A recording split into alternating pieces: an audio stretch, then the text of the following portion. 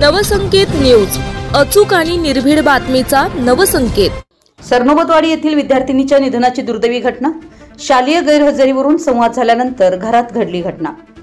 करवीर तालुक्यातील सरनोबतवाडी येथे एका 13 वर्षीय विद्यार्थिनीच्या निधनाची दुर्दैवी घटना शुक्रवारी 18 जुलै रोजी घडली। प्राथमिक माहितीनुसार शाळेला अनुपस्थित राहिल्यानंतर पालकांनी संवाद घेतल्यानंतर ही घटना घडल्याचं सांगण्यात येत आहे। या प्रकारामुळे परिसरात हळहळ व्यक्त होते। अर्पिता विवेक देसाई असं या विद्यार्थिनीचं नाव असून ती कोल्हापुरातील एका शाळेत 9वीत शिक्षण घेत होती। गुरुवारी 17 जुलै रोजी तिची शाळेत गैरहजेरी नोंद झाल्याची माहिती शिक्षकांकडून तिच्या पालकांना देण्यात आली होती। यानंतर तिच्या आई-वडिलांनी तिला याबाबत विचारणा केली होती। दरम्यान घरात कोणी नसताना अर्पितानं काही अनुचित कृत्य केल्याची माहिती समोर आहे। नातेवाईकांनी तिला तात्काळ CPR रुग्णालयात दाखल केलं, मात्र उपचारापूर्वीच वैद्यकीय अधिकाऱ्यांनी तिला मृत घोषित केलं। या घटनेची नोंद गांधीनगर पोलीस ठाण्यात विकी एकनाथ साळोखे वय 32 राहणार वळीवडे यांनी दिली आहे।